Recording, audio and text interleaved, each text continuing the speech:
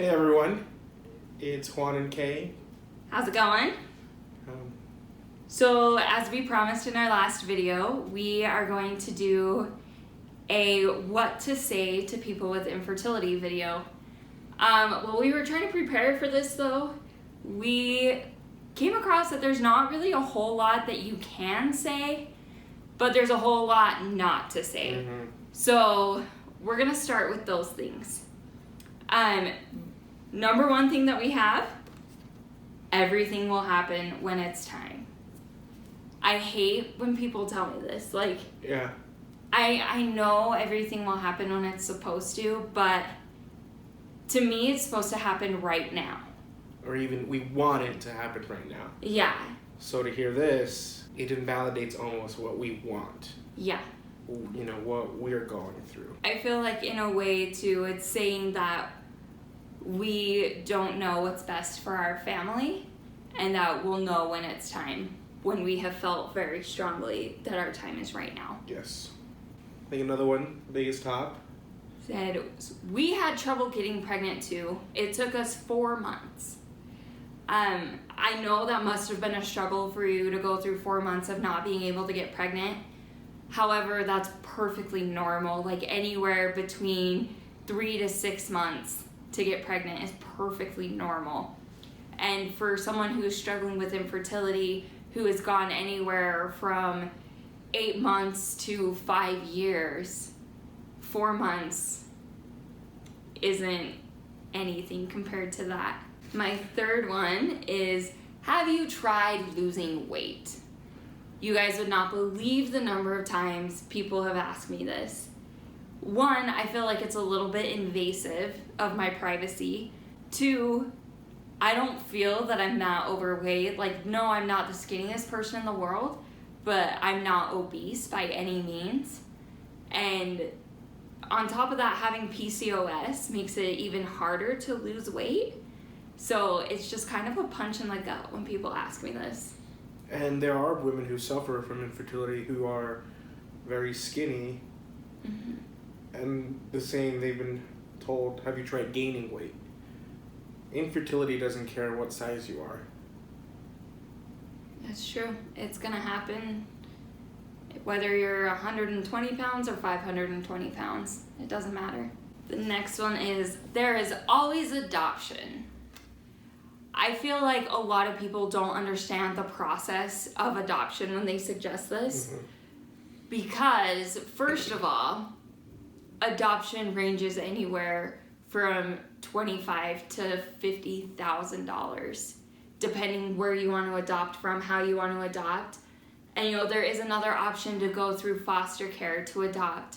I feel like in a way that's giving up on us and giving up on our chance of ever having our own biological children. And that's something that we want more than anything. Mm-hmm. Not to mention, there's so much more than just filling out paperwork. You have to have stable income. Your house needs to be prepared a certain way. There's constant inspections you have to go through and background checks. Mm-hmm. And each one of those comes with their own price tag. Yes. So adoption is just as, if not more expensive than fertility treatments. You can take my kids anytime. Motherhood is difficult.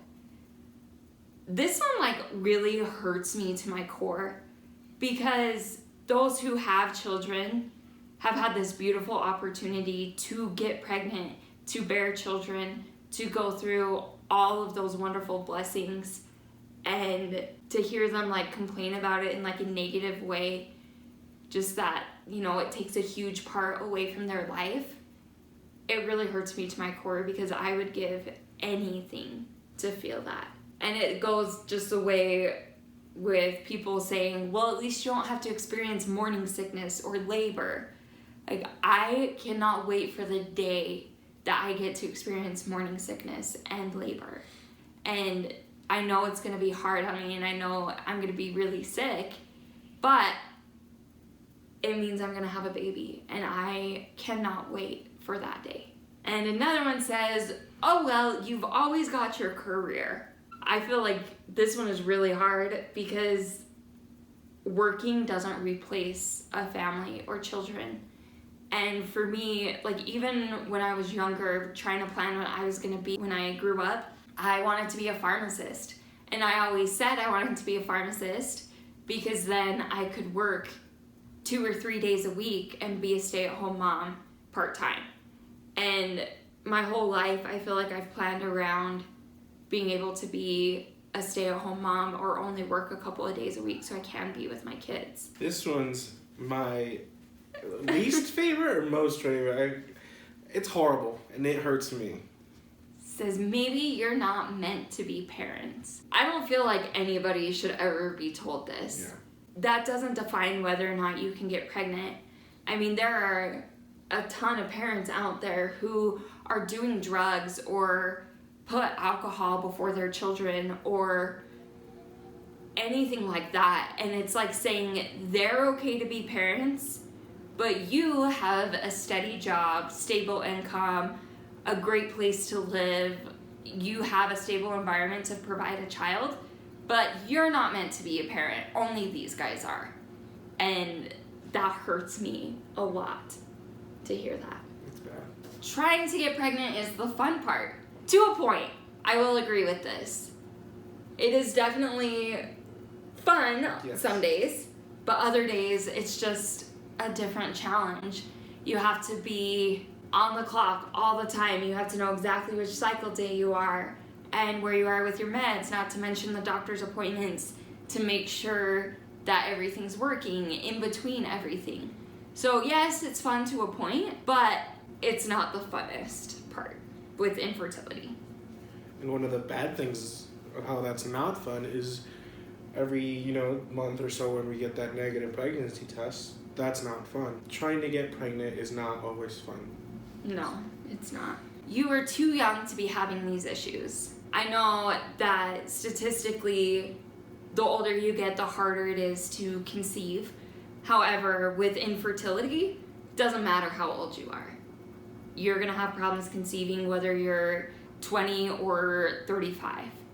And to be told like, oh, you're too young to be having these problems. It's like, yes, I know that. But that doesn't make it go away, and it just kind of reminds me of the pain that I'm going through, even though I am still really young. Another one says, have you tried dieting, eating better, or eating organic? Unfortunately, that doesn't really help a whole lot. I know in some situations it will, but that is, I feel, more of a private detail. I feel like that one is one of the worst things to say. Yeah. And now we're down to the 2 very worst things you could say. Just relax. I can't tell you how many times I have heard this phrase. And it goes back to the whole thing of infertility doesn't care whether you're stressed or relaxed. You're gonna be infertile either way. And so to hear that, just relax, it stresses me out more because I can't just relax and get pregnant. That's not how it happens. It's true. I think for many gentlemen out there, or husbands, we know this is a phrase you should never use, as well as calm down. But it's true. In regards to infertility, this is one of the worst things you can tell someone because, in a way, it also makes it seem like we're getting blamed. Like, this is a very stressful situation. We won't lie, and we've made that very clear. But that doesn't mean it's the reason we're not getting pregnant. The very, very worst thing to say. It will happen when you stop trying. For us, it won't. I don't ovulate unless I'm on medications. So if we're not trying, there is no chance for us to get pregnant. Yeah. And I feel like it's kind of, in a way, telling me to give up on wanting to be a mom. And as soon as I give up, it'll happen. And that's not how it works in this situation. All right, so now that we've told you guys everything not to say, we're gonna move on to things to say. I know how defeating it is to get a negative pregnancy test. I'm here for you. And I feel like this is one of the best things to say to me because it's not saying I know exactly what you're going through. Because in all reality, no one can know unless they've been through it. this is a way that people can relate to me. And the next one says, you are so strong for not giving up. And that one has really meant a lot to me, to those who have said it, because it is a really hard thing to go through. And you know, there have been times when we thought, like, what if we do give up? What if we don't have a kid right now? And immediately we know it's the wrong choice and it's not what we want to do. But hearing these words of encouragement from other people outside of our situation makes me feel a lot better, and I really appreciate it. I wish you didn't have to go through this. So one of the things that someone said to us that we really do appreciate. Yeah. It's like they're feeling for us, and bottom line, they hope the best for us. Yeah.